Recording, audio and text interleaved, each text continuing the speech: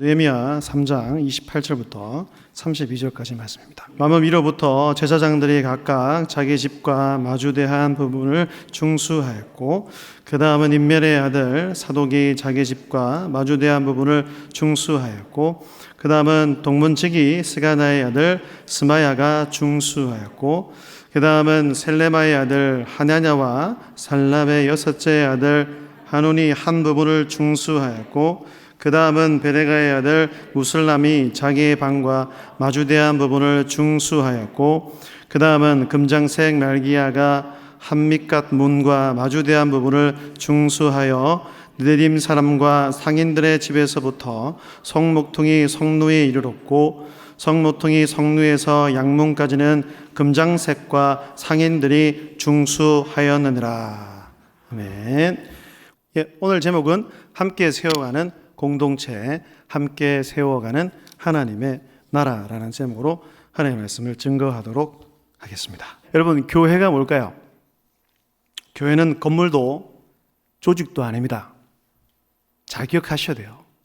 교회는요, 예수를 주로 믿고 고백한 믿음의 사람들의 모임입니다. 예수 그리스도의 보혈로 맺어진 믿음의 공동체라는 얘기죠. 이 십자가 안에 제가 있습니다.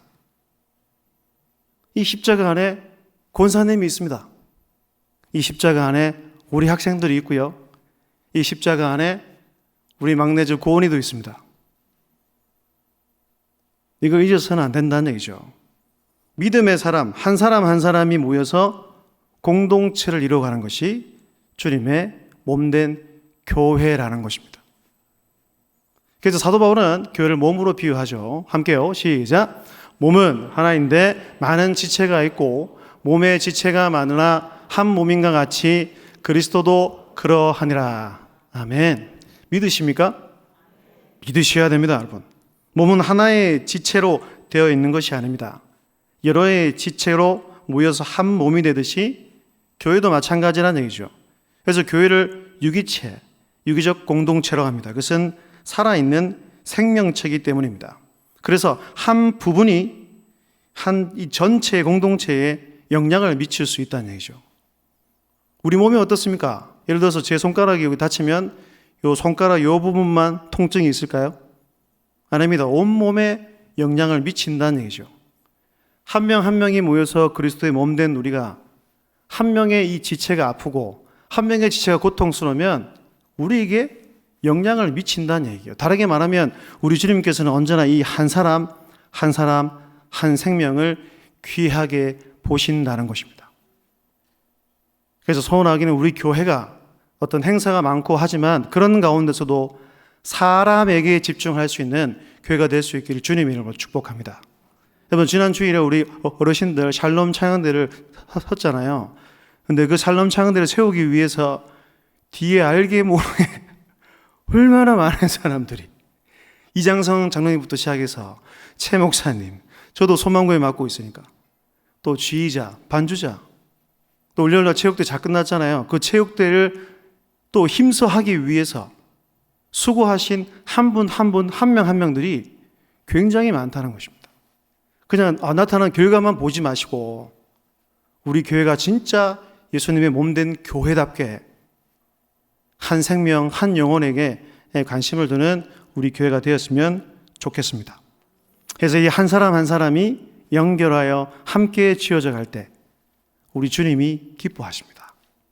그런 교회를 원하고 또 그런 하나님의 나라를 이루어 가시기를 우리 주님께서는 원하고 계시다는 얘기죠. 에베소서 2장 21절과 22절에 이렇게 기록되어 있습니다. 함께요. 시작. 그의 안에서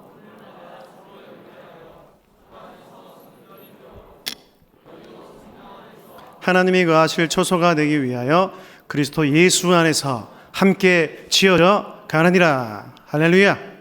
서로 연결되어 성령 안에서 하나님이 거하실 초소가 되기 위해 그리스도 예수 안에서 함께 지어져 가는 우리 모든 민족교회가 될 수 있기를 주의 이름으로 축복합니다. 에스라 느헤미야 지난 주일 오후에도 말씀드린 것처럼 바벨론 포로나에 잡혀갔던 그 유다 백성들의 귀환하는 내용을 담고 있습니다. 1차 귀환은 스룹바벨을 중심으로 이루어졌고요. 2차 귀환은 에스라를 중심으로 이루어졌고요. 이제 3차 귀환 느헤미야라는 이방 땅에서 태어나고 컸던 그 바사 제국의 아주 중요한 요직을 위치해 있던 느헤미야를 중심으로 3차 귀환이 이루어지고 있습니다. 그러면 느헤미야는 어떤 사람이었는가? 유대인 이민 2세, 지금으로 굳이 따지자면 재미교포 2세입니다. 그런데 그가 자신의 민족과 조국과 하나님을 잊지 않았다는 얘기입니다. 어떻게 그럴 수가 있을까요? 이민 2세들 모습을 보면 자기 조국을 잊고 살아가는 사람들이 굉장히 많잖아요. 성경에 안 나와 있습니다. 책에도 안 적혀 있더라고요. 제 생각에는 포로로 끌려갔던 할아버지 또는 그 부모님의 신앙 교육이 있었다고 본다는 얘기예요. 그게 있었기에 여호와 하나님 중심으로 그 이방 땅 가운데서도 하나님을 섬기고 또 자기 조국을 잊지 않고 살아갔다는 것입니다. 그래서 이 느헤미야는 바사 제국의 아닥사스다의 술관원입니다. 요즘으로 따지면 비서실장의 버금가는 아주 중요한 위치에 있는 사람입니다. 공식 석상이나 어떤 사적인 자리에서도 늘 동행하는 인물, 왕이 정말로 신뢰할 만한 그런 인물이었다는 얘기이죠. 느헤미야의 뜻은 하나님이 위로하신다는 뜻입니다. 그런데 참 신기하죠. 하나님의 위로를 받았던 그가 때가 되니까 하나님의 도구가 되어 하나님의 백성들을 위로하고 있습니다. 멋지지 않습니까? 좀? 하나님이 위로하신다. 하나님께서는 믿음의 사람 한 사람을 통해서 그 백성들을 위로하고 그 나라를 지켜가고 있다는 것입니다. 어느 날 고향의 소식을 동생으로부터 듣게 됩니다. 1장 3절 말씀 함께 읽겠습니다. 시작. 그들이 내게 이르되 사로잡힘을 면하고 남아있는 자들이 그 지방 거기에서 큰 환난을 당하고 능력을 받으며 예루살렘 성은 허물어지고 성문들은 불타타 하는지라. 아멘. 2절에 나오는 하나니는 느헤미야의 친동생이라고 합니다. 2차 귀환 때 에스라와 함께 예루살렘으로 귀환했다가 이때 돌아와서 그 예루살렘의 처참한 모습을 형이었던 느헤미야에게 소식을 전해 주었다는 얘기죠. 이 소식을 듣고 또 충격을 받죠. 수일 동안 금식하며 막 슬퍼하며 울었습니다. 근데요, 믿음의 사람은 그냥 슬퍼하기만 하면 안 됩니다. 믿음의 사람은요, 그 믿음의 눈을 떠서 하늘의 하나님께 그 문제를 놓고 기도해야 한다는 것입니다. 에스라도 그랬고 느헤미야도 그랬습니다. 하나님과 맺었던 그 언약을 바탕으로 해서 하나님께 기도한다는 얘기죠. 느헤미야는 13장이 이루어져 있는데요, 느헤미야 그 기도가 무려 13장 가운데 12번이나 나오고 있습니다. 그렇다는 것은 이 느헤미야서는 기도로 시작해서 기도로 끝난다고 해도 과언이 아니다는 얘기죠. 우리에게 적용해 봅시다. 우리가 어떤 일을 계획할 때나 특히 어려움이 찾아왔을 때 해야 할 일은 무엇입니까? 하나님께 기도하는 것입니다. 하나님의 그 전능하신 그 놀라운 손을 믿고 우리는 그분께 엎드려서 기도해야 한다는 거지요.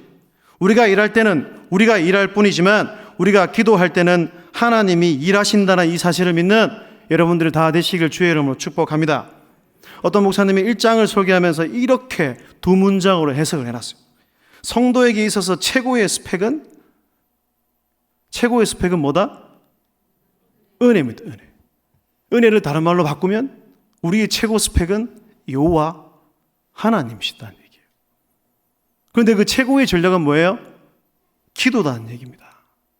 기도의 앞장서는 우리 교회가 되었으면 좋겠고 기도를 게을리하지 않는 믿음의 성도들이 다 되었으면 좋겠습니다. 너희에게 이렇게 기도하고 때를 기다리며 준비하고 있을 때 하나님께서는 일하시기 시작한다는 겁니다. 2장 1절입니다. 함께요. 시작. 아닥사스다 왕 제20년 니산 월에 왕 앞에 포도주를 이끌어 내가 그 포도주를 왕에게 드렸는데 이전에는 내가 왕 앞에서 수심이 없었더니 아멘. 이 소식을 들은 지 4개월이 지난 어느 날 그때였습니다. 하나님께서 계획하신 그때 왕에게 말할 수 있는 기회를 하나님께서 열어주셨다는 얘기죠. 이것은 느헤미야의 기도의 하나님께서 응답하셨다는 얘기입니다.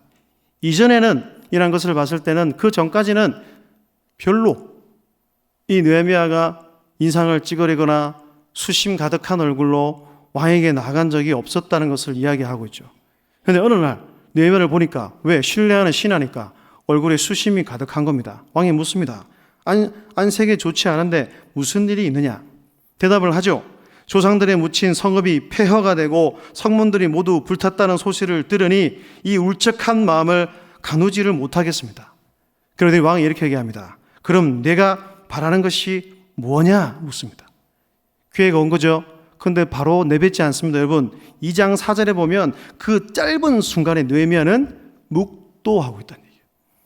다른 말로 바꿔서 묵상하고 있다는 겁니다. 다른 말로 바꿔서 이 모든 것들을 하나님께 의탁하고 하나님께 맡겨서 이제 왕에게 자기에게 마음에 담고 있는 이야기를 합니다. 불탔던 그 성벽, 성을 건축하게 해주십시오.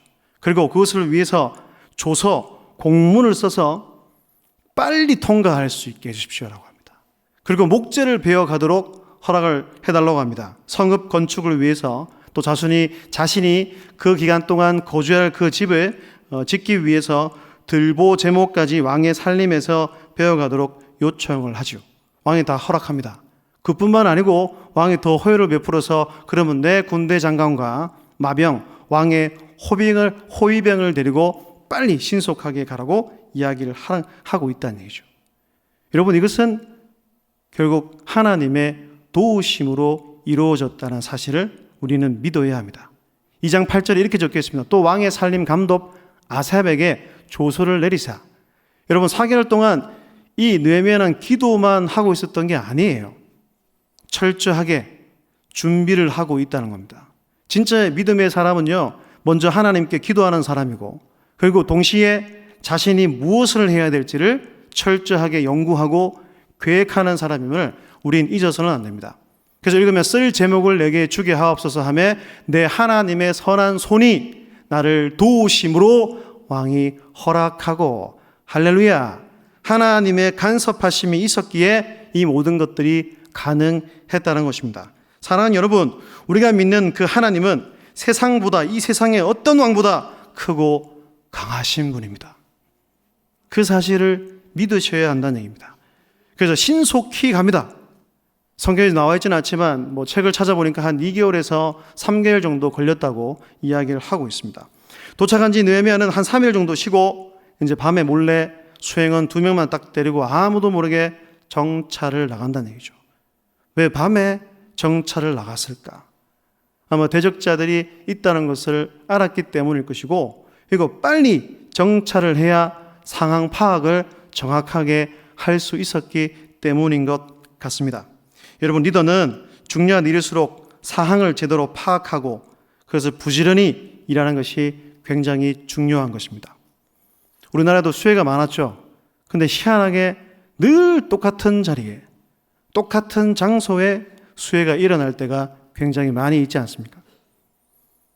어떤 세상 리더나 이 교회 리더는 탁상 행정을 할 때가 굉장히 많이 있다는 얘기죠. 테이블에 앉아서 현장은 바라보지 않고 그냥 토론만 해서 결정할 때가 굉장히 많이 있다는 겁니다. 여러분, 들어서 아는 것과 보아서 아는 것은 다릅니다. 사자성어도 있잖아요. 백문이 불여일견이라는 얘기죠. 100번을 듣는 것보다 한 번을 보는 것이 낫다는 겁니다. 느헤미야는 이런 사람이었습니다. 그리고 환경 파악을 현장 파악을 다 끝낸 느헤미야는 이제 결심을 하고 리더를 모으고 이제 성벽을 재건하자고 계획을 밝히고 그들에게 협조를 구합니다. 17절입니다. 함께요. 시작. 후에 그들에게 이르기를 우리가 당한 공경은 너희도 보고 있는 바라. 예루살렘이 황폐하고 성문이 붙었으니 자, 예루살렘 성을 건축하여 다시 수치를 당하지 말자 하고, 18절에는 하나님의 선한 도우심이 나에게 있었다.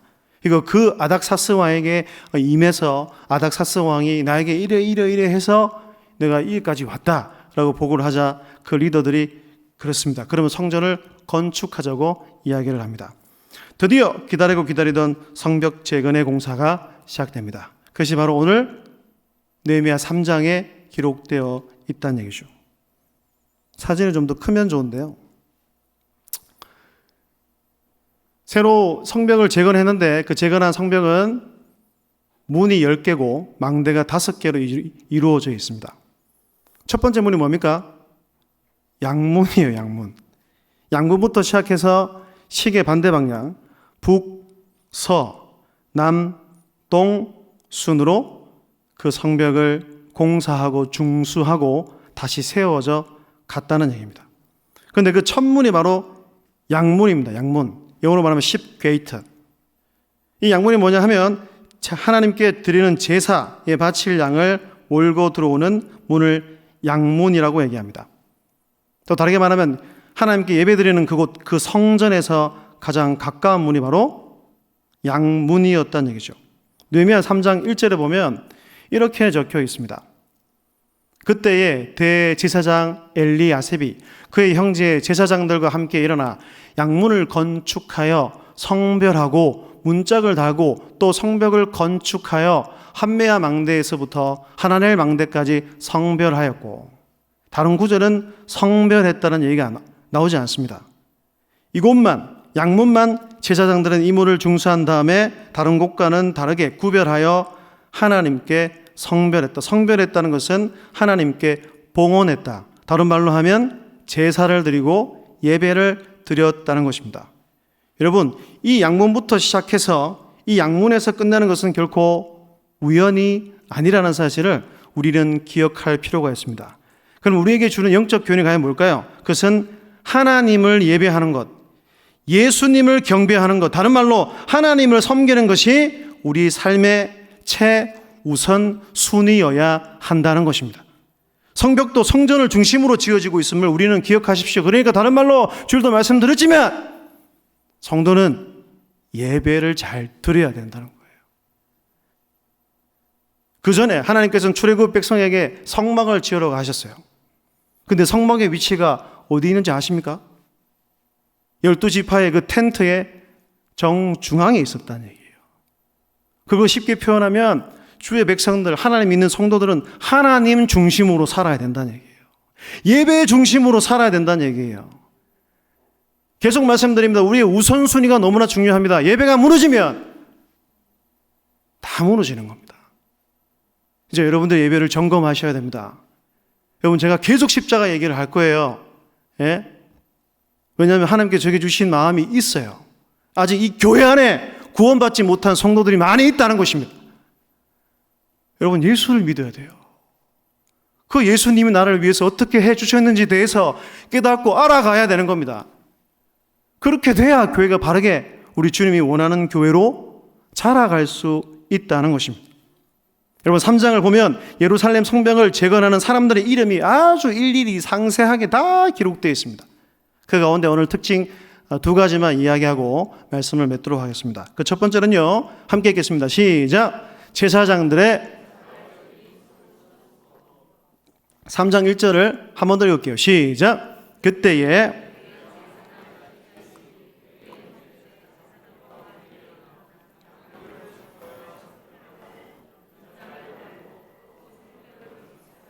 한메아 망대에서부터 하나넬 망대까지 성별하였고, 양문을 누가 건축하고 있습니까? 제사장들이에요. 여러분, 제사장들은 뭐 하는 사람입니까? 지금같이 하나님께 드리는 제사를 대신 드리고 그것을 위한 역할을 하는 사람들이죠. 그런데 이 제사장들이 성벽 공사에 제일 힘든 지역을 맡습니다. 기록을 살펴보면 이 양문이라는 지역이 제일 많이 무너졌던 곳, 그리고 그 위에 있는 적들 사마리아 지역과에 굉장히 가깝기 때문에 외부의 공격으로부터 항상 노출되어서 긴장 상태에 있었던 그런 문, 그런 곳이라고 이야기를 하고 있습니다. 그런데 이곳을 제사장들이 나서서 공사를 담당하고 있다는 겁니다. 다르게 말해 가장 힘들고 어려운 것을 제사장들이 솔선수범해서 앞장서서 담당하고 중수했다는 겁니다. 쉽게 말해 뭐가 됐다는 얘기예요? 본보기가 된 겁니다. 누가요? 지금 말하면 교회의 영적 리더들이 그렇게 했다는 얘기입니다. 여러분, 교회의 영적 리더들이 이런 본을 보이면 엄청난 파급 효과가 합니다. 영향력을 미친다는 얘기예요. 그러자 그 파급 여파가 전 백성들의 마음을 움직이기 시작했다는 것입니다. 우리가 잘 기억했으면 좋겠습니다. 교회 리더는 세상의 리더와는 달라야 한다는 겁니다. 이건 저에게 하는 말이기도 합니다. 이 목사, 편한 거 할 생각하지 마라. 교회 곳곳 가운데 가장 어려운 것을 담당하고 먼저 모범을 보여야 할 사람들이 영적 지도자라는 얘기예요. 여러분, 우리 주님이 어떻게 우리에게 섬기는 모습을 보여주셨습니까? 요한복음 13장을 보십시오. 그 주님이 그 마지막 때에 어떻게 하셨습니까? 제자들을 불러놓고 성만찬을 하신 후에 어떻게 하셨어요? 수건을 탁 등에 메고 제자들의 발을 씻기면서 이렇게 말씀하십니다. 한번 다 찾아봅시다. 요한복음 13장 15절입니다. 요한복음 13장 15절입니다.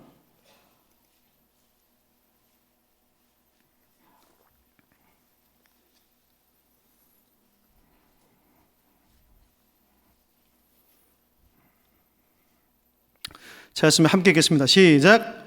내가 너에게 행한 것 같이 너희도 행하라 하고자 하여 본을 보였노라. 아멘.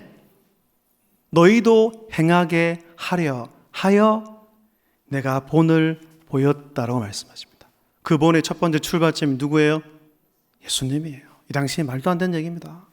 어떻게 랍비가 자기 제자에게 무릎을 꿇고 발을 씻길 수가 있냐고요.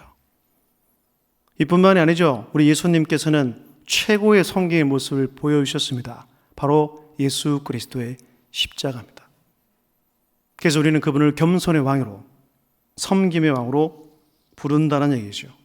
제가 좋아하는 성경구절 마가복음 10장 45절입니다. 인자가 온 것은 섬김을 받으려 함이 아니라 도리어 섬기려 하고 자기 목숨을 많은 사람의 대속물로 주려 함이니라. 이렇게까지 낮아지시고 이렇게까지 우리에게 섬겨 주셨잖아요. 누가요? 우리의 구주 되신 예수 그리스도. 여러분, 세상의 지도자는 어떻습니까? 그 지위에 올라가면 말로만 다 지시합니다. 돈으로 다 해결하고 하죠. 그런데 교회의 지도자는 그렇게 해서는 안 된다는 거예요. 절대로 그렇게 해서는 안 된다는 거예요. 주님이 원하시는 게 아니라는 거예요. 저한테 하는 말입니다. 그러니까 우리 중직자들 잘 들으십시오. 여러분, 받은 직분이 과연 귀합니까? 귀합니까? 그러면 섬기셔야 돼요. 그리고 자발적으로 섬기셔야 돼요. 옳은 것을 찾아가세요. 힘든 것들을 맡으세요. 주님께서 기뻐하시는 겁니다. 여러분, 신약의 황금률이 뭡니까? 남에게 대접을 받고자 하는 대로 너희도 남을 대접하라. 저는 그 가운데 단어를 하나 더 넣어야 된다고 생각합니다.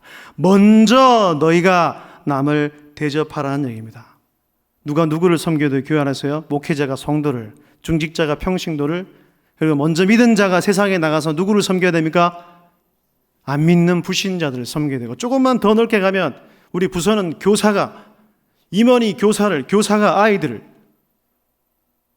가정에 가서 누가 누구를 섬겨야 됩니까? 부모가 자녀를 섬김의 모습을 보여주며 살아야 한다는 얘기입니다.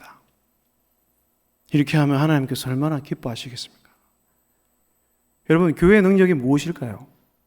화려한 건축을 하고 사람들을 수만 명 모여야지 그게 교회의 능력입니까? 요즘에 저는 그게 아니라고 생각합니다. 교회의 능력은요, 다른 데 있습니다. 이런 자발적인 순종, 예수님처럼 낮아져서 남을 섬기는 것이 우리의 능력이라고 생각합니다. 그리고 이 세상에 나가 거룩하게 사는 겁니다. 구별되게 사는 것이 우리 예수 그리스도 믿는 사람들의 능력이 되어야 할 줄로 믿습니다.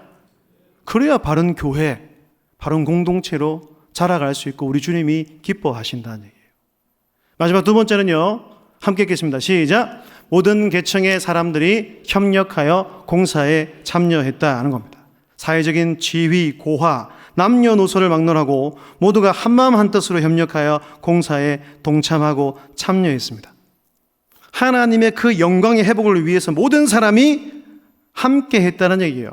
심지어는 이 신약 시대도 보면은 여자가 뭐 누구라고 기록이 안 되잖아요. 근데 12절에 보면 이렇게 기록되어 있습니다. 함께요. 시작. 그 다음은 예루살렘 지방 절반을 다스리는 할로헤스의 아들 살롬과 그의 딸들이 증수하였고, 절반을 다스리는 아주 명예와 부를 갖고 있는 살롬이라는 사람은 자기뿐만 아니고 자기 아들과 그의 딸들까지도 나와서 이 성벽 재건 공사에 동참시켰다는 것입니다. 이번 3장을 계속 잘 읽어보면 계속해서 반복되는 단어가 두 개 있습니다. 하나는 중수하였고, 그 다음 뭘까요? 그 다음 뭐예요? 네, 그 다음이란 말이 29번 나옵니다. 저는 이걸 딱 보는 순간 마치 바톤을 이어준 게 기억이 나더라고요. 이제 내가 이 위치에서, 내 위치에 서서 내 역할을 다 한 다음에 누구에게 바톤을 줘요? 형제들에게 바톤을 주는 거예요. 담임 목사님이 저에게 바톤을 주고, 제가 장로님에게 바톤을 주고, 장로님이 누구에게 줘요? 지체들 한 사람 한 사람 한 사람 한 사람 한 사람 한 사람 한 사람에게 바톤을 넘겨주듯이 다 같이 함께 협력하여 이 성벽 재건 공사를 완공하게 된다는 것입니다. 할렐루야. 여러분, 하나님의 나라 교회의 법칙은 바로 이런 게 있습니다. 홀로 하는 역사가 아닙니다. 독불장군이 안 됩니다. 혼자 하는 거 별로 좋아하지 않으십니다. 내가 혼자 잘났다고 모든 걸 다 하는 거 좋아하지 않는다는 얘기예요. 어리고 돈 없고 힘없고 그 세대부터 일어나 지도자 그룹까지 다 이어가 한마음 한뜻으로 하나님이 그 영광을 위하여 살 때 우리 하나님께서 기뻐 하시고 영광을 받아 주실 줄로 믿습니다.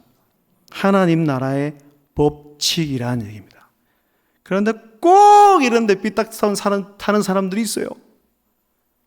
5절을 보십시오. 5절 함께요. 시작. 그 다음은 드고아 사람들이 증수하였으나 그 귀족들은 그들의 주인들의 공사를 분담하지 아니하였으며, 드고아 사람들 가운데에 누가 공사에 참여 안 했습니까?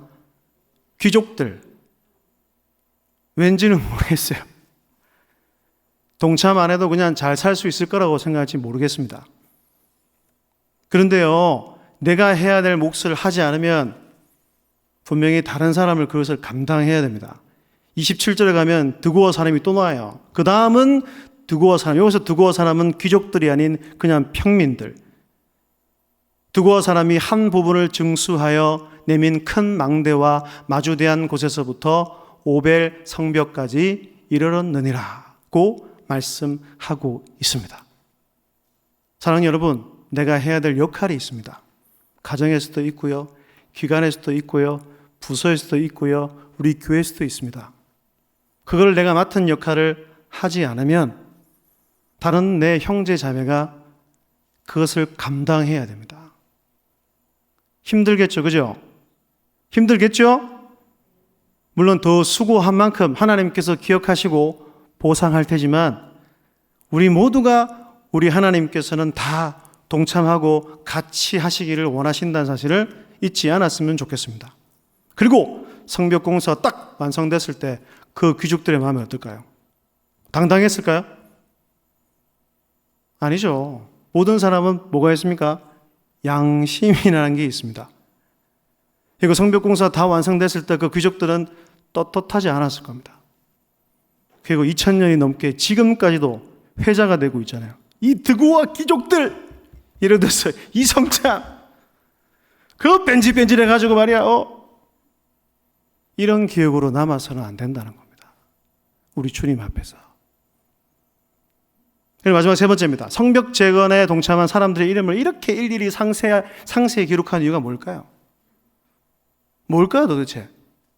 세 가지로 마무리를 마치겠습니다. 첫 번째는요, 우리도 이것을 보고 하나님 나라의 백성으로서 하나님의 사역에 다 같이 동참하기를 원하시기 때문입니다. 할렐루야.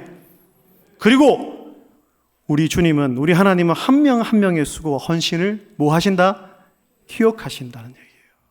이거 반드시 그때가 되면 주님께서 보상해 주실 것입니다.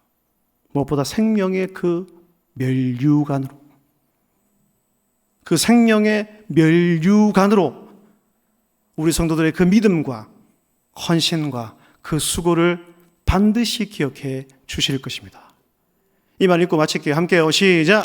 청중들은 떠나가지만 마지막까지 떠나지 않고 끝까지 박수를 쳐주는 청중이 있는데 그분이 예수 그리스도시다. 할렐루야. 믿으십시오.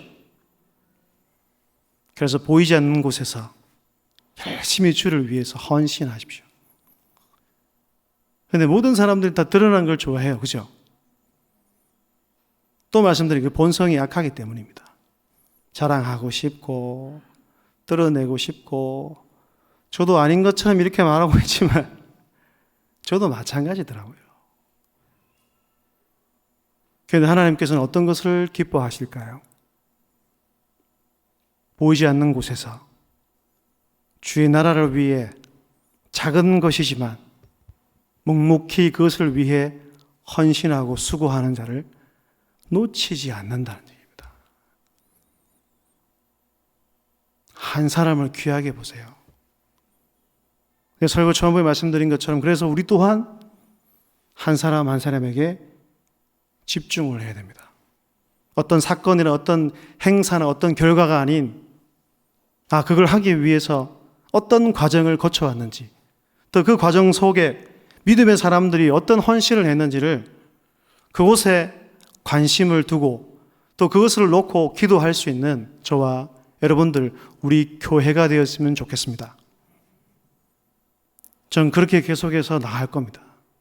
그래서 기도할 거고요. 우리 주님이 박수 쳐주시니까 얼마나 위로가 되지 않습니까? 하나님 나라 가서 주님 만날 그날을 생각하며 열심히 믿음을 가지고 끝까지 달려가는 저와 여러분들 다 되시기를 주님의 이름으로 축복합니다.